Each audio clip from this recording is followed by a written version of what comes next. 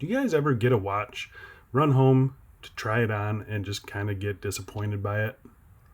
But then you pick it up a couple days later and absolutely fall in love with it? Well, that's what happened with this watch, and I'm not really sure why. Hey guys, my name is Steve, and today we're going to be reviewing the Parea Sector dial, a watch that has really surprised me over the last couple weeks. So if you aren't aware, Parea, they are a micro brand out of Australia. This is their first watch, and I happen to really like it. The watch retails for $519 US. That does include all duties and everything. So what you pay at checkout is what you pay when you get the watch. So there's no surprises. Pretty much anywhere in the world, there's no surprises. So go check it out. He's got a little bit of a spiel on his website as far as the shipping and duties go. There shouldn't be any surprises with this one.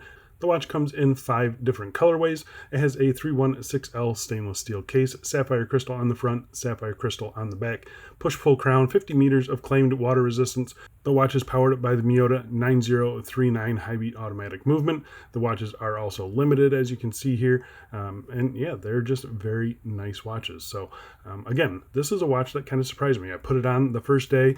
I was kind of, I love the watch in pictures. And when I got the watch, and put it on the wrist, I just kind of felt a little let down by it.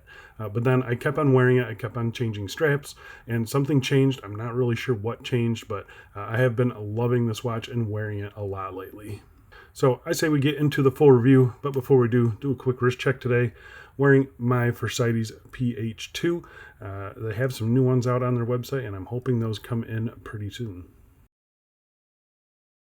So measuring with my calipers, we get a 39 millimeter diameter, 20 millimeter lug width, 46 millimeters lug tip to lug tip, and a nice thickness of 10.6 millimeters.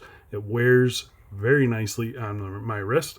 I have zero issues with the size of this watch. I think it is absolutely fantastic. It's got a decent little turn down to the lugs, as you can see here. So I think size-wise, it wears really good. For me, 7.5-inch wrist, as you can see here, it wears great. It's got a pretty big dial, so it does have some wrist presence on it, but it just kind of sits nice and flat on the wrist and very comfortable. There's no real sharp edges on it. The straps, both straps, are actually pretty good and comfortable right out of the box. I've kind of settled on this gray strap that you can see here, but the blue strap is actually pretty nice as well. We'll talk about those here in a little bit, but I just do like the way that this watch wears. It's again been very comfortable, even on alternate straps. I've got no complaints with it. The strap clearances are not an issue as well.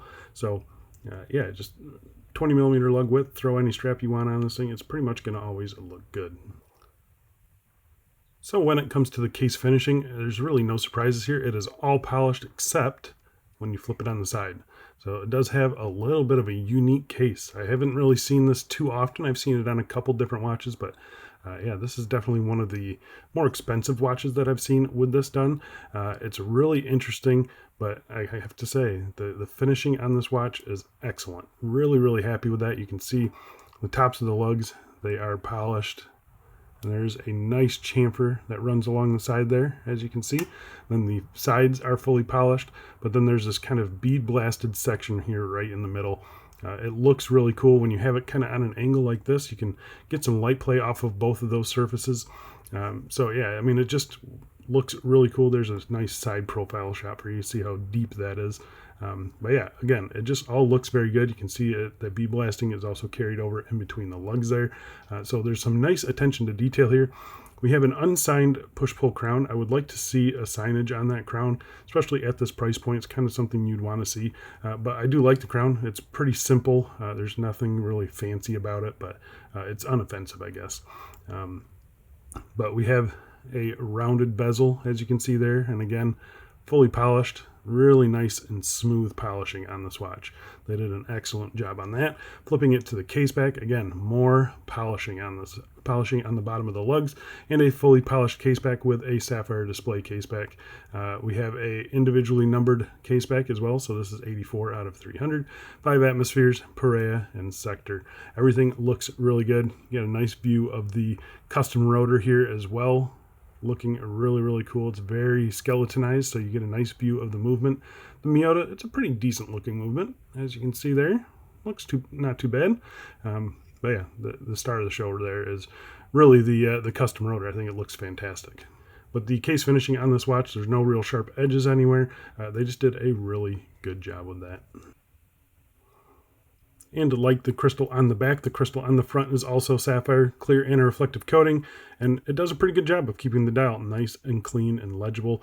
There's no real surprises here. We do have a polished rehaut, as you can see there. It's typically not something you see on watches. There's only a few brands that I'm aware of that are doing a polished rehaut, but you can definitely see it adds a little bit of interest to the kind of off angle profile. I think it looks pretty cool.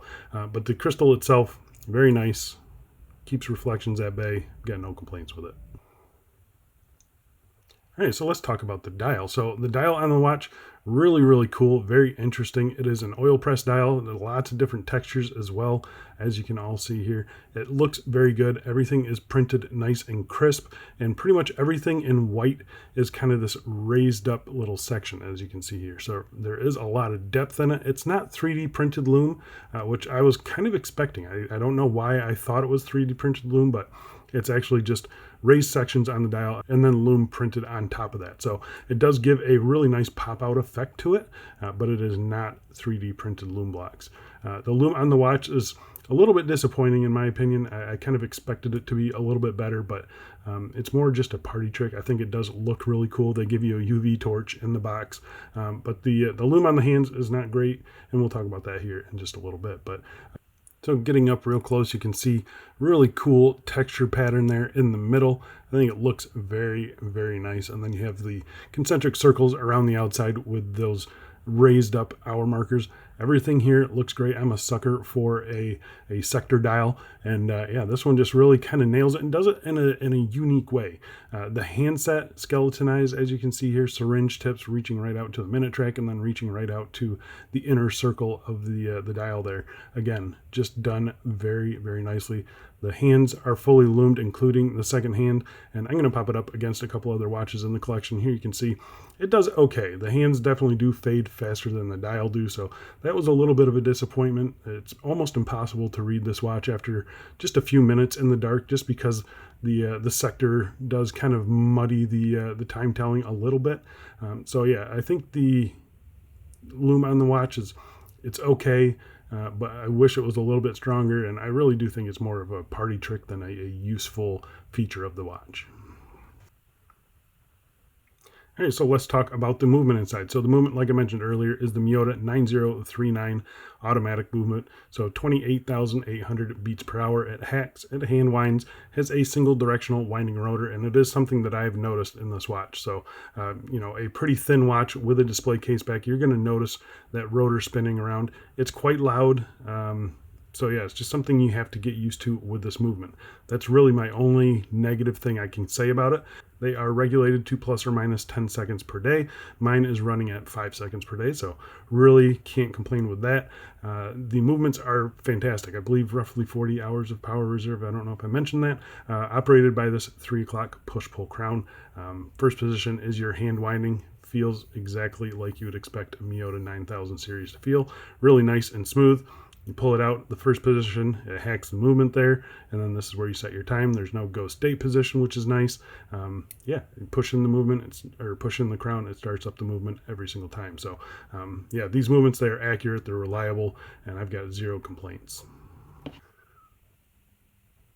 So when it comes to the straps, the watch comes with 2 straps in the box, which is kind of nice. So we have this color matched, I'm going to say, leather strap. This is, handmade in Germany, 20 millimeters tapered down to 18 millimeters. It's a good length. They're nice and supple. They feel great. They smell great right out of the box. I'm just not a huge fan of the blue on the blue. It just didn't work for me, and I think that's kind of the problem that I had with this watch. It does come with a signed buckle here. Nothing fancy, but it matches the case nicely, and it's not flopping around or anything like that. So I've got no real complaints with that. You can see 1 floating keeper and 1 stationary keeper. Pretty nice color match stitching as well. Again, everything is done very nicely on this. Just wasn't my favorite strap. Thankfully, they give you another strap in the box. This was a gray suede strap, and this is the one that I've kind of been gravitating towards.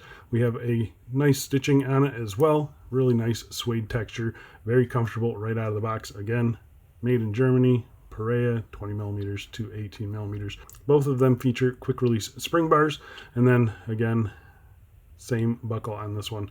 Nothing fancy, unoffensive. But yeah, this is the strap that I've been using it on, and I think both of them are very comfortable. This is just kind of more my style. So yeah, overall pretty satisfied with the straps on the watch. So there you go, guys. That is the Parea Sector. I'm kind of a sucker for sector dials, and this one here is just a little bit unique in its design, and yeah, there's just something about this watch. I'm not really sure. I'm still not sure what it is, what changed, but I mean, I've just kind of fallen in love with this thing. I've been wearing it a lot lately. There's a couple things that I would definitely change on this watch for, you know, a version 2 or an upgraded version. The first thing would be to improve the lume. I think it could be improved even more, and then put a sign on the crown there. But that's pretty much my only real complaints with it. I think it's a unique case. I think it's got a nice sapphire crystal, display back. It's limited edition. I got a solid movement, decent straps as well. The packaging has been pretty cool, and overall it's just been a joy to wear. So if you guys are interested in this watch, I'll be leaving a link down in the video description. He's got a really nice website. It even shows you how much stock they have of each colorway. So go check them out. I definitely think it is worth it. And yeah, I think you'll be happy with the watch just like I am. Even if you're not happy with the watch, just give it a couple days and maybe you'll change your mind like I did. But I think that's it for me. Thanks a lot for watching, guys. I'll see you in the next one. Bye.